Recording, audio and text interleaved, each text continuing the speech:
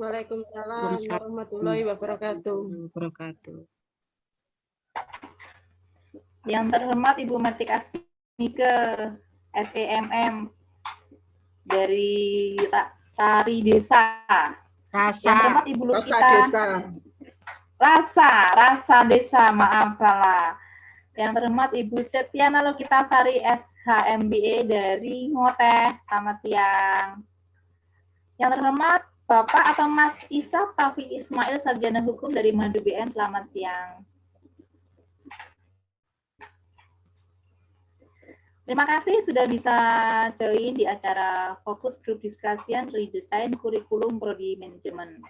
Hari ini kita akan sharing ya, berbagi panjenengan semua sebagai wirausaha, apa yang kira-kira nanti bisa kita masukkan dalam kurikulumnya manajemen, supaya nanti lulusan kita juga akan lebih baik.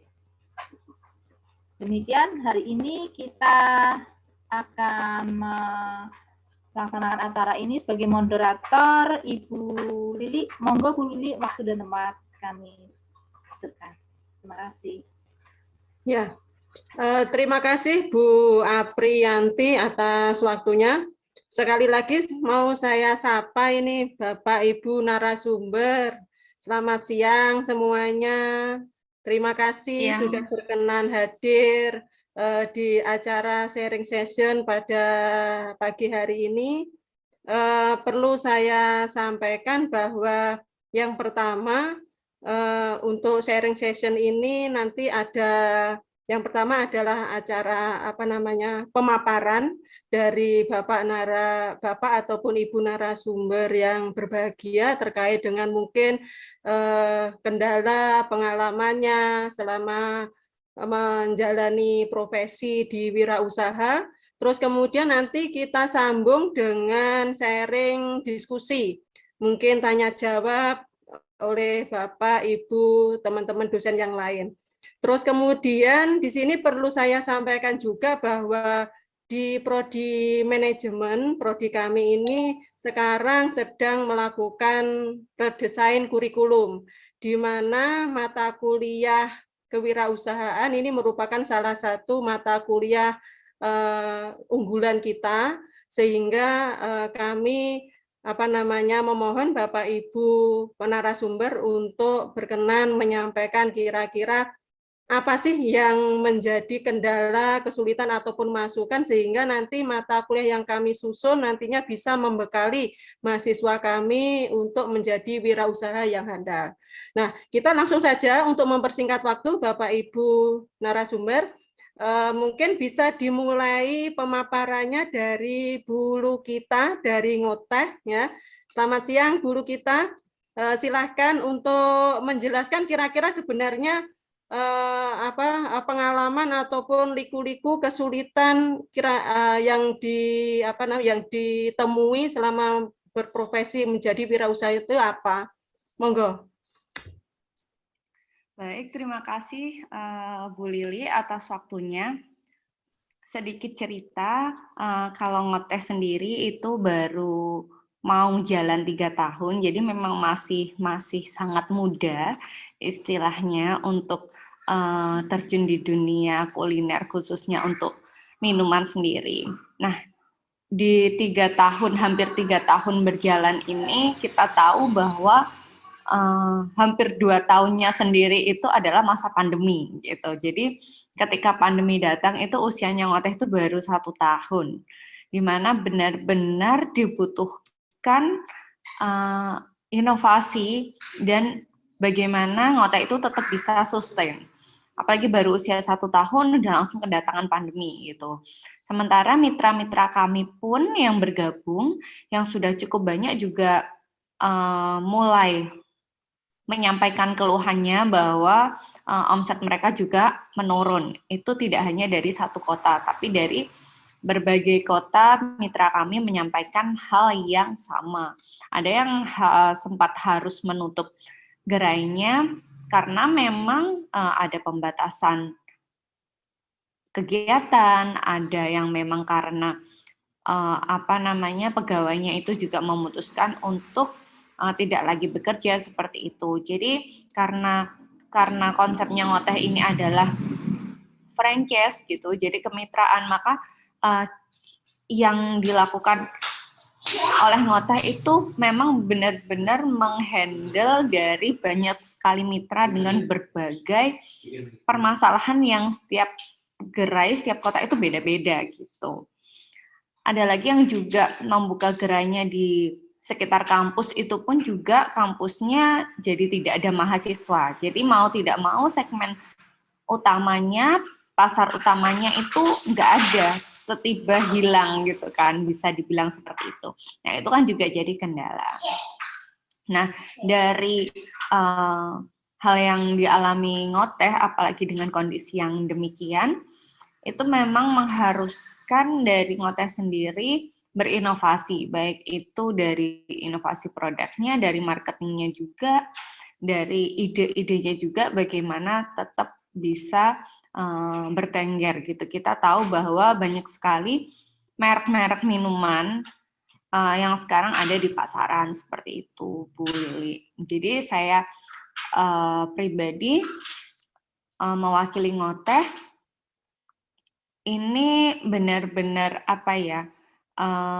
sangat membutuhkan inovasi-inovasi yang dimana dapat benar-benar menyesuaikan situasi dan kondisi. Jadi bisnis itu tidak harus yang benar-benar besar, tapi cukup yang adaptif, apalagi dengan kondisi situasi keadaan bisnis yang sangat-sangat tidak bisa kita prediksi seperti sekarang. Jadi bisnis itu tidak harus besar, bahkan bisnis besar pun banyak yang tutup karena pandemi seperti ini. Banyak perusahaan besar yang mereka menyatakan bangkrut, mereka menyatakan bahwa tidak mampu lagi untuk mengcover biaya operasionalnya dan lain sebagainya.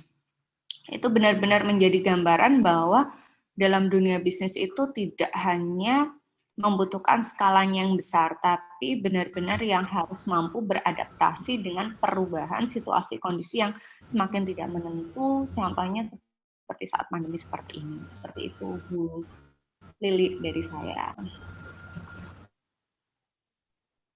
Ya, terima kasih Bu Lukita atas paparannya terkait dengan wirausaha dari sini minuman ya. Jadi bisa saya simpulkan bahwa setiap wilayah itu memang beda permasalahan. Terus kemudian untuk wirausaha sendiri juga memerlukan inovasi yang dari berbagai aspek. Bisa dari produk, ide, ya kan, terus kemudian kualitas maupun harga. Terus kemudian untuk berwirausaha juga istilahnya untuk menghadapi kondisi yang tidak menentu seperti sekarang juga harus sifatnya adaptif. Ngaten nggih? Jadi suatu wirausaha atau suatu usaha itu tidak perlu besar, kecil aja tidak apa-apa, yang penting bisa menyesuaikan kondisi yang sangat cepat untuk berubah. Nah, itu istilahnya adaptif juga istilahnya perlu diprioritaskan juga untuk menjadi seorang wirausahawan. Ngaten nggih? Terus kemudian kita langsung menuju ke narasumber yang kedua, yaitu Bu Meti dari Rasa Desa. Selamat siang Bu Meti. Saya silahkan untuk istilahnya paparan atau penjelasannya kira-kira terkait dengan wirausaha ini bagaimana, kendala, kesulitan, terus kemudian masukannya apa, sehingga kami bisa istilahnya memasukkan di dalam redesain kurikulum kami. Silakan, monggo, waktu saya silakan. Terima kasih Bu Lili atas kesempatan yang diberikan. Nah, sini saya akan bercerita sedikit tentang Rasa Desa, ya Bu ya. Jadi di sini Rasa Desa ini sebenarnya berawal dari saya yang hobi suka masak. Dari dulu saya suka hobi gitu. Terus kemudian saya masak, banyak teman-teman yang merasakan masakan saya itu kok enak gitu loh ya. Jadi banyak yang menanyakan, Bu, enak Bu. Nah, ternyata dari situ saya ingin membuat ya, atau ingin mencoba suatu usaha yang bagaimana yang bisa menghasilkan uang gitu ya. Ya. Akhirnya muncul yang namanya Rasa Desa.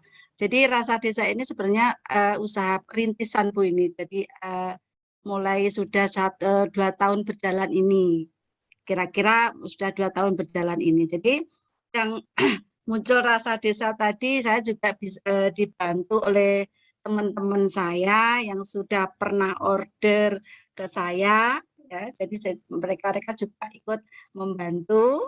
Nah, kemudian dengan munculnya Rasa Desa, ini saya kok pengen mencoba mengkonvensionalkan di sini sebuah usaha yang kira-kira yang beneran dalam arti tidak apa ya, tidak aji mumpung lah semacam itu, tidak. Jadi saya pengen yang benar-benar saya ciptakan usaha ini bagaimana yang bisa menghasilkan uang gitu ya. Jadi di sini masih dibilang usaha yang rintisan Bu, masih sangat kecil, jauh dengan ekspektasi yang mungkin teman-teman mengekspektasikan yang labanya gede atau yang ordernya itu ribuan atau yang lain sebagainya Bu, itu masih kecil saya. Jadi itu tidak seperti itu nggih. Jadi ini pun kadang juga musiman Bu. Nanti kalau musim catering ya, itu pesanan banyak. Terus mungkin waktu musim Lebaran itu nanti orderan kue-kue juga banyak. Jadi ini masih usaha yang musiman. Nah, di sini saya masih punya banyak belajar Bu nanti ya yang terkait dengan kegiatan kewirausahaan ya. Jadi mungkin karena saya basicnya dari manajemen, saya kira manajemen itu bisnis yang sangat penting ya di situ. Nah, saya coba nanti bagaimana usaha saya nanti bisa berkembang, bisa menghasilkan uang itu bagaimana. Nah, jadi itu. Terus mungkin ada inovasi-inovasi juga Bu, nanti kita bagaimana bisa bersaing dengan produk-produk sejenis saya itu dengan yang lainnya. Jadi banyak kita belajar tentang inovasi-inovasinya gitu. Terus kemudian apa ya, ketika teman-teman mahasiswa atau lulusan ya itu bila dibekali dengan bagaimana cara berwirausaha ya Bu ya, itu mungkin saya kira kok bagus ya. Terus bagaimana cara bisa menghasilkan uang. Nah itu bisa dibekali seperti itu ya Bu.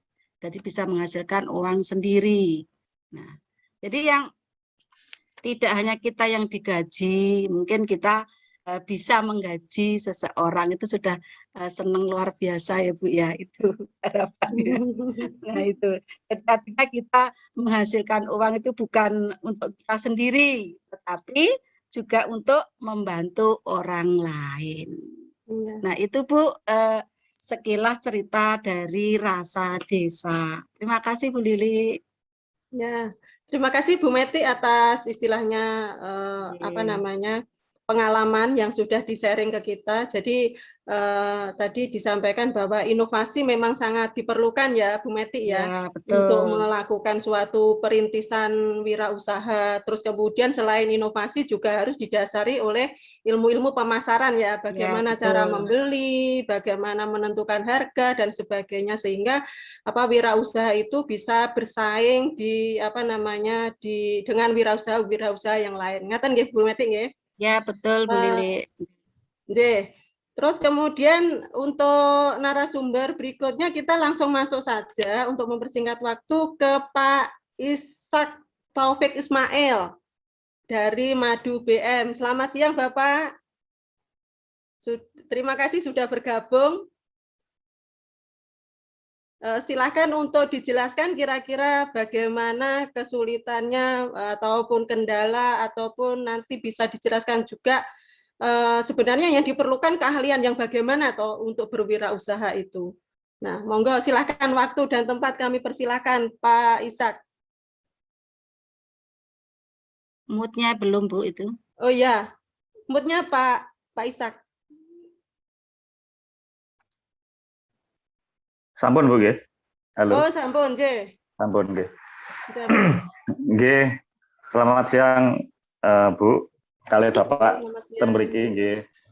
Mohon izin memperkenalkan, saya Ishak Taufik selaku ownernya Madu BM. Kebetulan istri saya berstatus di karyawan Unipma. Jadi singkat saja, terkait dengan usaha, saya mungkin sedikit menjelaskan terkait dengan usaha saya, Bu. Memang yang kalau orang jualan madu itu memang tantangannya bagaimana kita bisa membuktikan bahwa produk yang kita jual ini bagus, berkualitas. Karena kita tidak menutup mata, di luaran sana banyak sekali produk-produk yang mungkin bisa dikatakan di bawah standar yang sudah ditetapkan sesuai dengan SNI. Kalau di madu itu SNI tahun 2018. Jadi di sini terkait dengan apabila ada seseorang yang dia yang mungkin ingin mencari second job untuk menambah penghasilan melalui berjualan madu. Jadi yang pertama yang harus dilakukan adalah bagaimana dia bisa memberikan edukasi kepada konsumen bahwasanya madu yang saya jual ini adalah benar-benar bagus. Jadi itu juga butuh proses, yaitu kita juga harus ikut nimbrung ke pihak peternaknya, kemudian kita juga harus memiliki asosiasi untuk tiap saat kita bisa memberikan wawasan, mendapatkan wawasan yang mana wawasan itu akan kita ketok tularkan kepada konsumen. Jadi bagaimana cara-cara konsumen bisa mendapatkan madu yang bagus. Tapi di sini tanda kutip kita berikan edukasi dulu. Ketika konsumen sudah teredukasi dengan baik, maka konsumen bisa memilih. Saya harus memilih madu yang mana dengan kriteria yang seperti A, B, C, dan D sesuai dengan ilmu dan pengalaman. Seperti itu, Bu. Terus yang kedua terkait dengan modal, memang kalau namanya orang wira swasta, modal memang tidak bisa dipungkiri, Bu. Itu sebagai salah satu modal kita untuk melakukan wirausaha. Karena jujur untuk bermain di dunia madu kita membutuhkan modal yang sangat besar sekali. Mungkin kalau seperti gaji saya modalnya bisa bertikel-tikel, Bu. Jadi memang itu yang memang harus disiapkan. Jadi kalau untuk step-step yang dipersiapkan mungkin kurang lebihnya seperti itu. Sedangkan untuk pasar yang mungkin saat ini sudah kita miliki, ya alhamdulillah kita sudah memiliki beberapa cabang yang ada di beberapa provinsi, di beberapa kota juga. Sedangkan kalau untuk omset sendiri, alhamdulillah kita sudah bisa mencukupi, sehingga kita bisa juga untuk memberikan sedikit upah kepada karyawan kita, ya mungkin sedikit banyak seperti itu, Bu.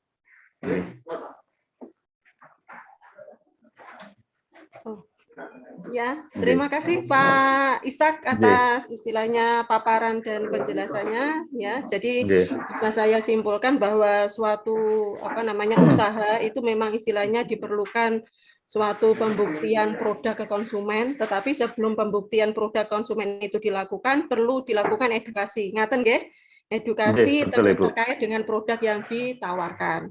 Terus kemudian tadi disampaikan juga bahwa modal itu merupakan salah satu faktor yang penting di antara faktor-faktor yang lain. Ngaten nggih? Nah, itu perlu dipersiapkan juga kalau ingin menjadi seorang wirausaha. Terima kasih Pak Ishak atas paparannya. Terus kemudian kita langsung menuju ke narasumber kita yang terakhir, yaitu dari Desa Mitra, ya, Mitra Desa Binaan kita Tempur Sari, ngaten nggih, dari Bapak Muhammad Yusuf Kausar. Silakan Bapak Yusuf Kausar untuk menjelaskan paparan kendalanya bagaimana, terus kemudian kira-kira yang diperlukan apa untuk menjadi seorang wirausaha. Monggo waktu dan tempat saya persilahkan Pak Yusuf.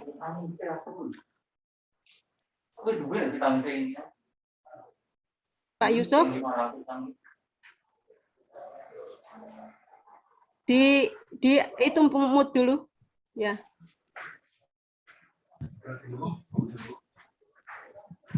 Ya, silakan Pak Yusuf. Selamat siang. Selamat siang Pak Yusuf. Oh ya, bisa terdengar, Bu?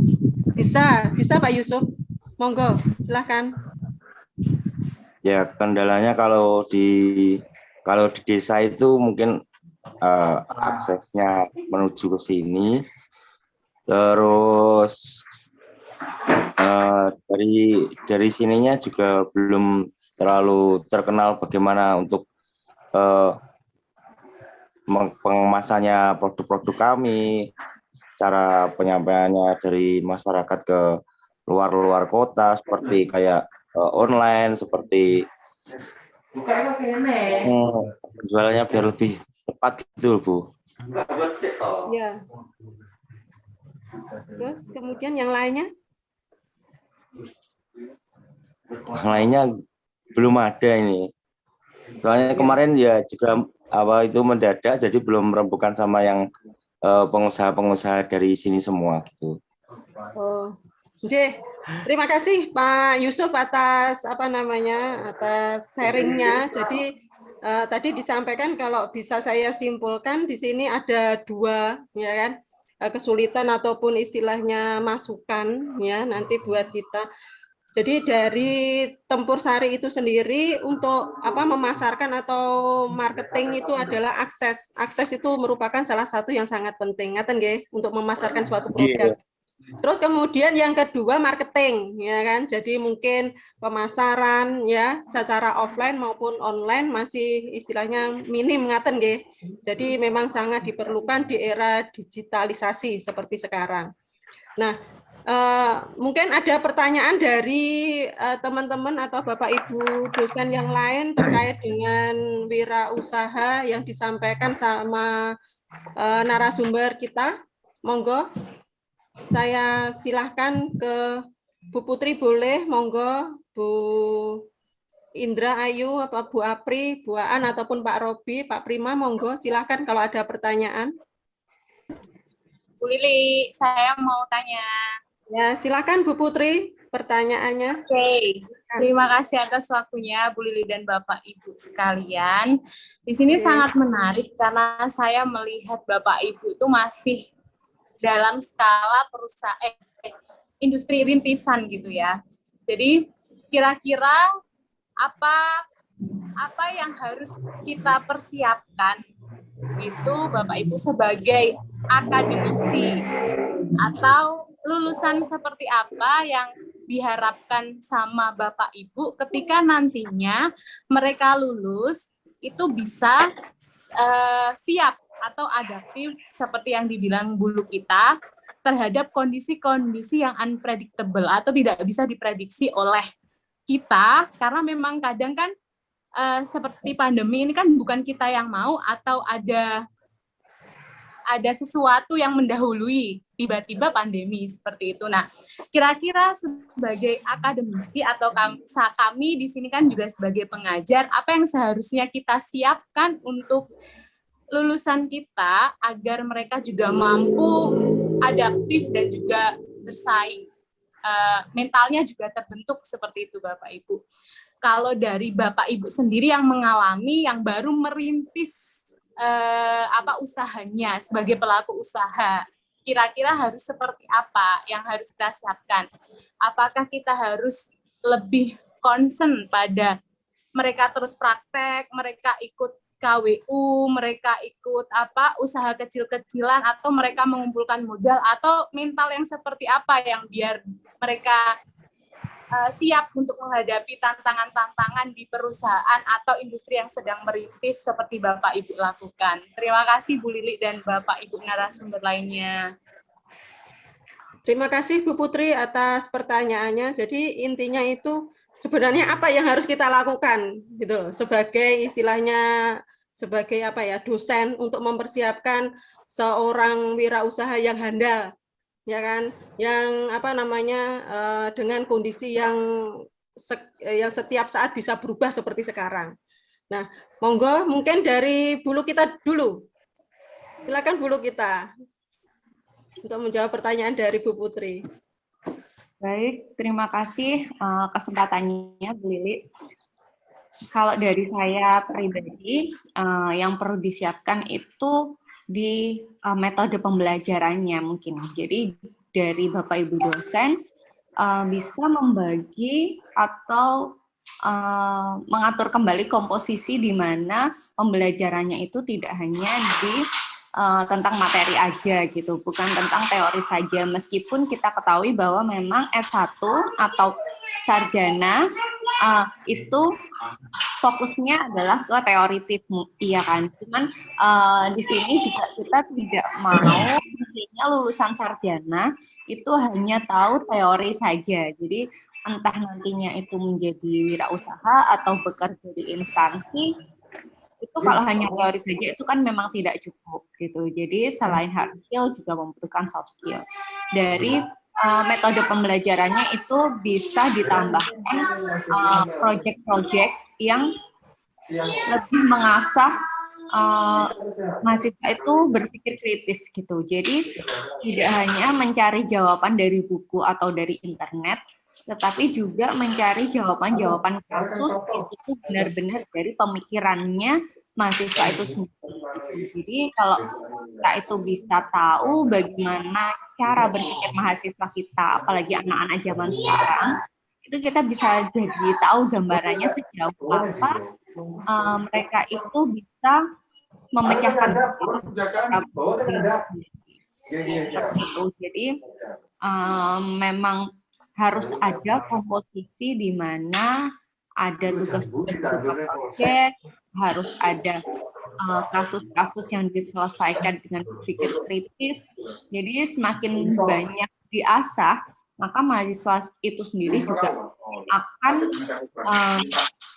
lebih adaptif itu tadi. Jadi berusaha melihat dari banyak sekali view yang berbeda, gitu. Point of view-nya itu berbeda-beda. Jadi tidak hanya dari satu sisi saja, tapi dari suatu kasus itu kita bisa ajarkan mahasiswa untuk memecahkan masalah dari berbagai sisi sebenarnya. Cukup itu saja dari saya. Terima kasih. Ya.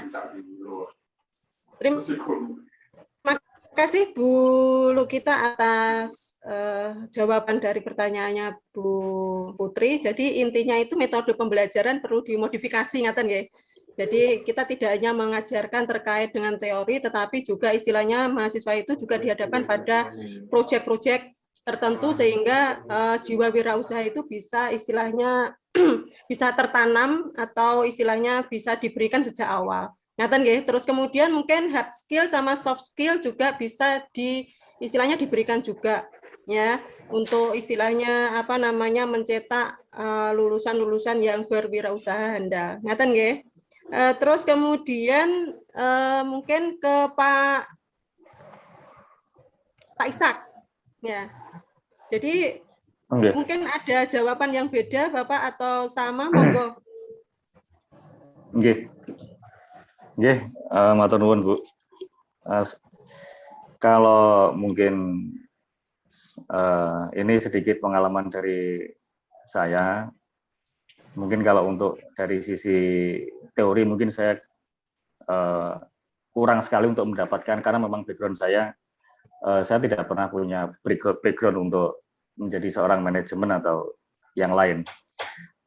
Jadi kalau saya sebetulnya seorang wira swasta itu seorang wirausahawan yang pertama dia harus punya mental, Bu. Jadi dia harus punya mental bagaimana dia bisa menghadapi orang, bagaimana dia bisa melihat situasi saat ini, bagaimana saya harus berusaha, berwirausaha apa. Terus kemudian ketika saya dihadapkan oleh suatu kondisi di mana saya harus melakukan wirausaha, yang mana itu bukan sebagai passion saya, apa yang harus saya lakukan. Ini kalau menurut saya sebetulnya tidak jauh-jauh dari pengalaman, Bu. Karena saya pikir saya sudah berlatih wirausaha sejak mulai dulu saya SMP, dilatih oleh bapak saya masuk ke dunia percetakan, namun sekarang saya jatuh di dunia madu, yang mana ini hal yang sangat bertolak belakang. Jadi kalau saya simpulkan wirausaha itu tidak pernah abadi, Bu. Jadi di siklus tahun yang ini usaha saya bisa jalan, belum tentu di tahun ke depan saya bisa jalan di usaha saya yang sebelumnya. Maka di sini memang kita dituntut harus selalu belajar dan belajar, harus selalu searching apa yang harus bisa kita jalankan untuk periode-periode selanjutnya. Apakah kita bisa bertahan untuk saat ini, ataukah saya harus berinovasi, ataukah saya harus berganti untuk usaha. Namun kalau sekali lagi butuh pengalaman, Bu. Jadi mungkin berbekal dari pelajaran yang sudah didapat pada saat bangku kuliah, itu memang lebih sempurnanya harus terjun ke lapangan. Ya mungkin awal kali dia bisa ikut orang, setelah ikut orang dia bisa mendapatkan ilmunya, dan step by step sehingga dia bisa benar-benar mandiri menjadi seorang wirausaha. Nah, jadi mungkin kurang lebihnya seperti itu, Bu. Terima kasih Pak Ishak atas paparannya.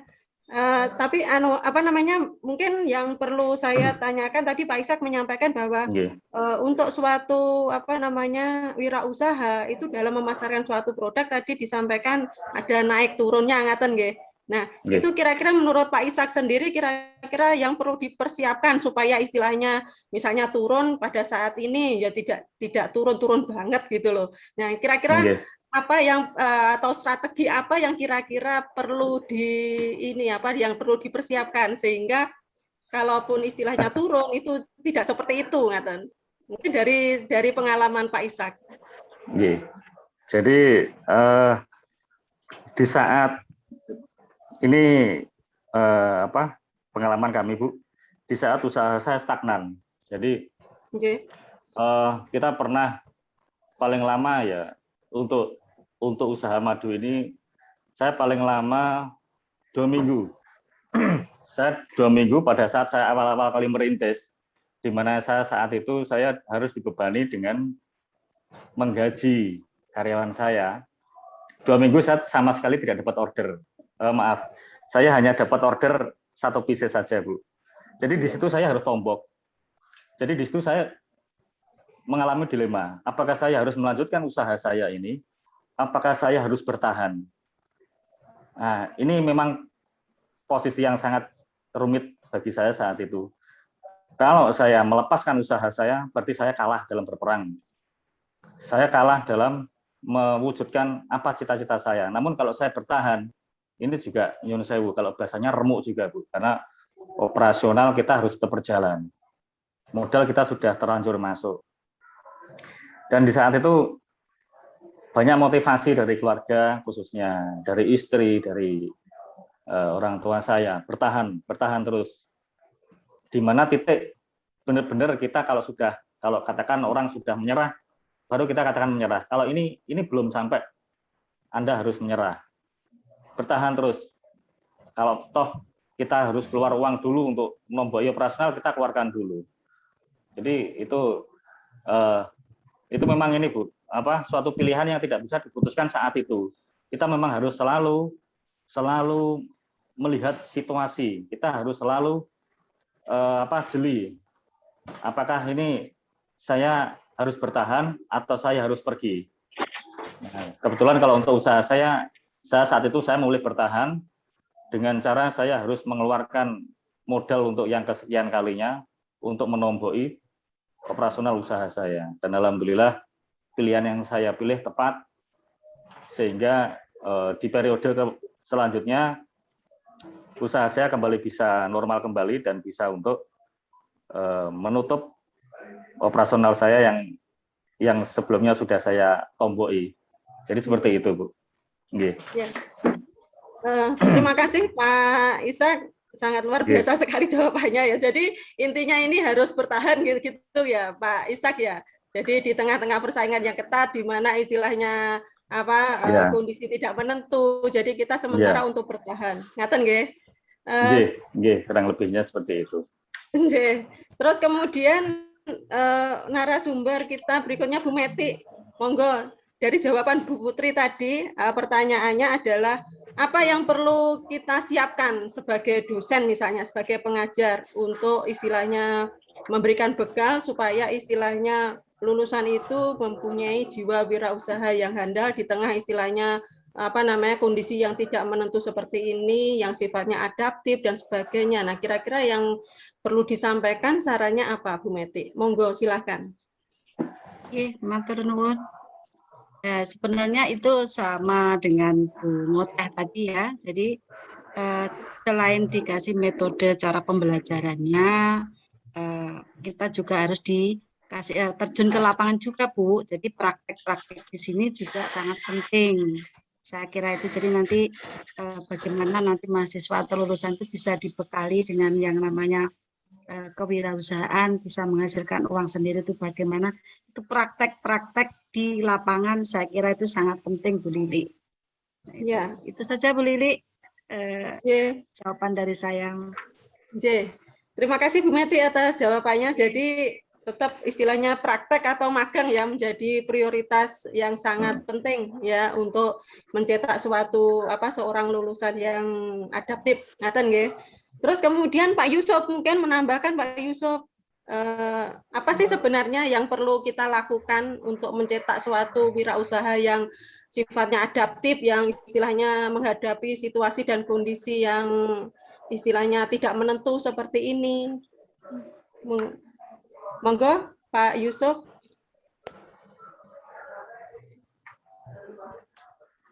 Halo.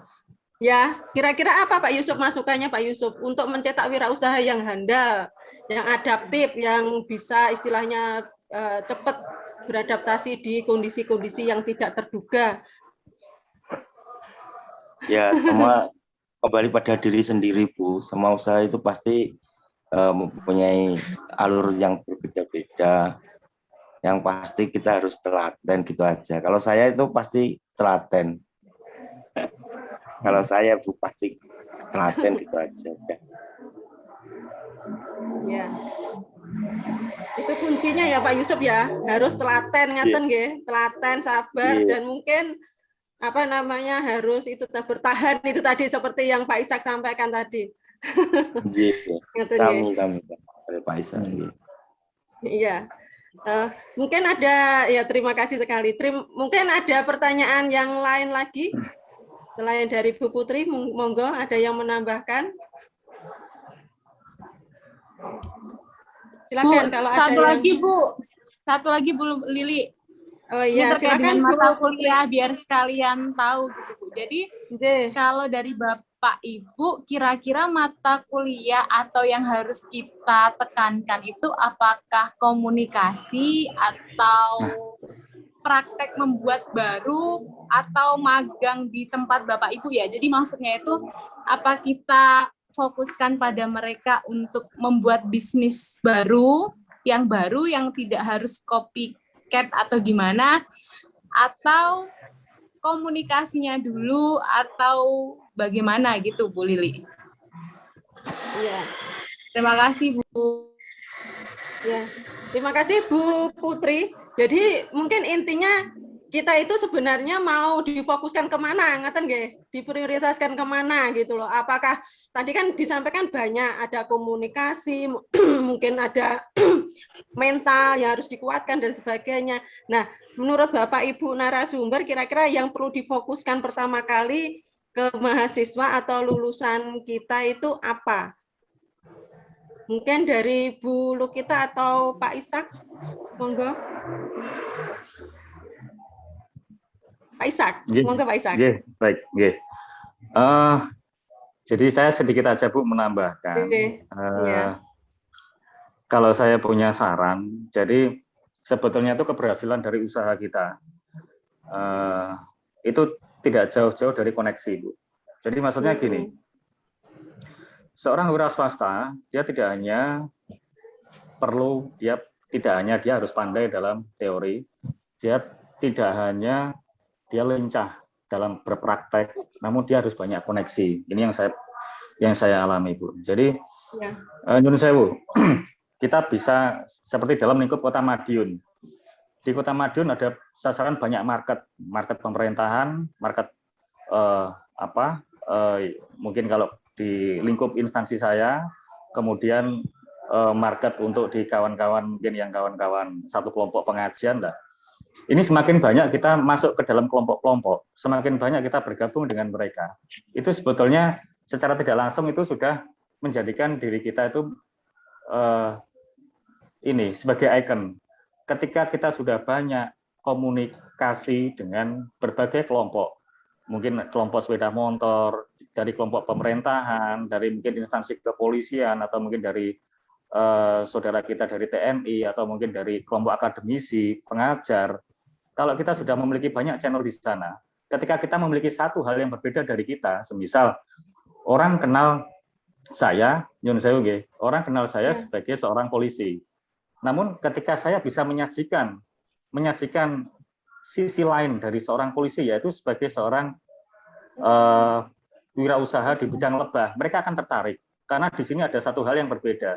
Jadi saya katakan ketika semua putih kita berusaha jadi satu hitam, maka seluruh pandangan akan tertuju kepada saya. Nah, disitulah yang bisa menjadi nilai jual, Bu. Nah, mungkin untuk mahasiswa ini harus banyak-banyak untuk ya Nyun Sewu, banyak komunikasi dengan, atau mungkin banyak masuk ke apa itu, Bu, kelompok-kelompok ya, kelompok-kelompok seperti mungkin kalau ada kelompok sepeda motor, kelompok bersepeda, itu harus sering dimasuki dan harus sering berkomunikasi. Jadi ketika kita memiliki satu ide, saya ingin berjualan ini, saya bisa menyajikan apa yang mereka butuhkan, maka semua mata akan tertuju kepada mahasiswa tersebut. Jadi simpel saya dari situ, dari pertanyaan tadi seperti itu, Bu. Oke, terima kasih. Oke. Terima kasih Pak Ishak atas jawabannya. Jadi koneksi ya. Jadi koneksi memang perlu ngaten nggih Pak Ishak nggih.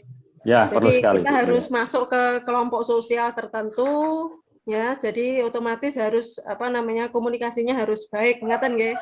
Nggih, betul sekali, Bu. Terus kemudian mungkin Bu Lukita menambahkan, Bu Lukita kira-kira yang kita fokuskan terlebih dahulu apa toh dari sekian banyak tadi istilahnya variabel-variabel atau unsur-unsur yang yang dipaparkan tadi. Monggo. Terima kasih Bu Lili atas waktunya. Jadi betul kata saya setuju dengan yang dari Madu BM itu karena memang koneksi atau link atau komunitas itu sangat-sangat berpengaruh. Jadi kalau tadi Bu Putri pertanyaannya apakah produknya yang harus bagus, tidak harus copycat dan bla bla bla. Sebenarnya itu tuh bukan jadi yang utama gitu. Ibarat produk kita itu tidak yang langsung sempurna, tapi ada banyak yang mau beli, itu tidak masalah. Itu jauh lebih baik daripada produknya sangat bagus, sangat sempurna, tapi tidak ada yang mau beli. Seperti itu. Jadi, toh ketika kita berwirausaha, inovasi itu pasti akan selalu ada.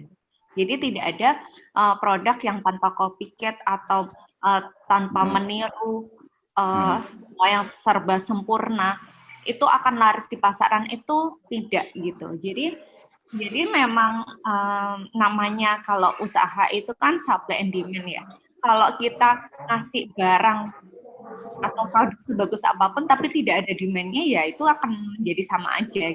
Sebagus apapun tidak ada yang mau beli, itu akan sama aja. Tapi ketika kita menjual produk yang banyak dibutuhkan, di situ demand-nya ada dan kita masih punya peluang untuk berinovasi, ya itu nggak masalah gitu. Jadi yang sangat difokuskan itu komunikasi sama critical thinking-nya itu tadi loh. Jadi benar-benar mahasiswa itu harus bisa berpikir kritis, tidak hanya menyelesaikan masalah itu hanya dari satu sudut pandang saja gitu. Karena ketika kita terjun di kewirausahaan itu kita tidak bisa hanya melihat dari sudut pandang kita sebagai penyedia produk atau kita sebagai penjual, tapi kita juga harus bisa melihat apa yang konsumen itu butuhkan, bagaimana ketika kita berhadapan dengan legal, bagaimana kita berhadapan dengan perizinan, bagaimana kita berhadapan dengan sesama rekan bisnis yang bisnisnya sama,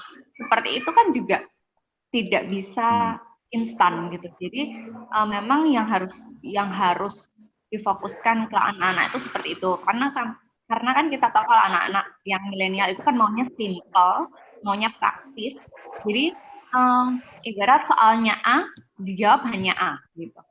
Padahal tidak seperti itu gitu. Kita butuh pendalaman lebih dalam gitu. Misalkan pertanyaannya A, tapi ada juga yang pertanyaannya A jawabnya B atau C gitu kan, malah nggak nyambung, saking beruletnya. Nah itu kan ketika kita memberikan pengajarannya itu adalah open question, itu akan membuat anak-anak itu berpikir lebih dalam, lebih jauh, dan menggunakan banyak kacamata yang berbeda untuk menyelesaikan permasalahan. Gitu. Jadi menurut saya tuh selain komunikasi, yang kita harus menjalin banyak link, terutama 4 tahun sarjana, itu waktu yang tidak singkat ya, untuk menjalin relasi. Gitu. Jadi perbanyak untuk anak-anak itu kita support untuk kegiatan-kegiatan di luar kegiatan akademik kampus gitu, itu sangat disupport karena apa, itu bekalnya itu linknya itu akan ada di situ gitu. Jadi akan berbeda hasilnya mahasiswa itu yang dia aktif di organisasi dan mahasiswa yang hanya kuliah pulang gitu. Di situ tidak akan dapat link. Tapi 4 tahun yang dimanfaatkan oleh mahasiswa yang aktif mengikuti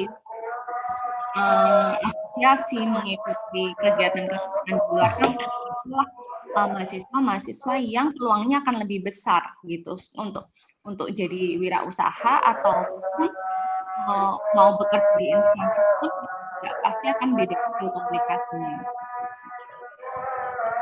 Itu sedikit tambahan dari saya. Terima kasih. Ya, terima kasih Bu Lukita ya, dari paparan jawaban yang sangat baik sekali ya. Jadi tetap seperti Pak Ishak ya, jadi komunikasi sosial. Jadi apa namanya, apa yang diprioritaskan oleh mahasiswa itu adalah ilmu komunikasi ya, bagaimana apa namanya mahasiswa itu dibekali ilmu komunikasi yang baik sehingga mereka istilahnya mampu terjun ke mana itu, ke komunitas-komunitas, sehingga dari situ tumbuh ya kan link-link atau jaringan-jaringan untuk memasarkan produknya nantinya. Terus kemudian mungkin critical thinking ya kan, jadi juga penting juga dari suatu mahasiswa sehingga dia bisa istilahnya berwirausaha yang baik. Terus kemudian mungkin dari Bu Meti ada apa namanya jawaban, mungkin Bu Meti kira-kira yang diprioritaskan menurut Bu Meti apa dari terima kasih. variabel itu tadi. Monggo. Tingkat mau nggih Bu, sudah siang ini. Jadi yang penting di sini nanti mahasiswa itu dibekali paling harus ada marketing, terus sama komunikasi. Terus tidak lupa Bu dengan itu apa? Media sosial. Sosial media itu harus bisa menguasai. Itu saja Bu saya kira yang perlu diprioritaskan itu. Nggih, matur nuwun. Terima kasih Bu Meti. Saya kira hampir sama nggih jawabannya dari Pak Ishak sama Bu Lukita, ilmu komunikasi tetap menjadi prioritas. Mungkin sedikit saja dari Pak Yusuf. Mungkin ada tambahnya Pak Yusuf, sedikit saja mungkin. Apa kira-kira? Sama Bu nggih kula. Sama yang lain, ngoten mawon Bu. Terima kasih Pak Yusuf. Jadi intinya apa namanya, dari apa yang kita prioritaskan dari sekian banyak unsur itu tadi, berarti yang perlu kita prioritaskan adalah ilmu komunikasi, nggih. Jadi bagaimana cara berinteraksi kepada kolega, teman, konsumen dan sebagainya, sehingga apa namanya mereka bisa istilahnya terjun ke komunitas-komunitas sosial, sehingga nanti kedepannya mereka bisa membentuk link-link yang baru. Ngaten nggih? Jadi apa namanya itu saja paparan dari Bapak Ibu narasumber. Terima kasih banyak Bapak Ibu narasumber yang sudah memaparkan apa sharing ilmunya, sangat luar biasa sekali karena istilahnya kita dibatasi oleh waktu. Saya sekali lagi mohon maaf apabila ada salah kata. Terima kasih sekali lagi yang sangat luar biasa narasumber kita. Saya kembalikan ke Bu Apriyanti. Monggo Bu Apri. Bu Apriyanti, monggo silakan waktunya. Terima kasih Bu Lili.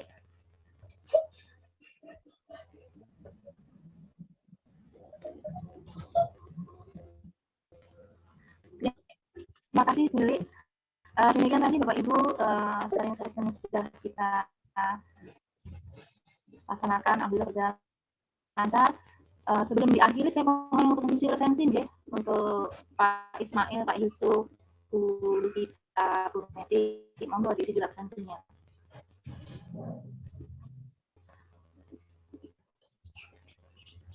Baiklah, sekali lagi kami ucapkan terima kasih Ibu yang sudah bisa join di sini. Semoga apa yang kita sharingkan hari ini bisa bermanfaat bagi semuanya. Akhir kata dari kami sebagai panitia, mohon maaf apabila ada kekurangan dalam menyampaikan materi hari ini. Terima kasih. Selamat siang. Wassalamualaikum warahmatullahi wabarakatuh. Wabarakatuh. Terima kasih Bu Meti, Pak Ismail, Pak Yusuf, Bu Lukita. Terima kasih banyak. Oke, Bu, sami-sami, Bu. Saya izin live dulu. Oke, monggo terima kasih Pak Ishak. Oke, Pak Yusuf terima Assalamualaikum. kasih. Waalaikumsalam. Gitu.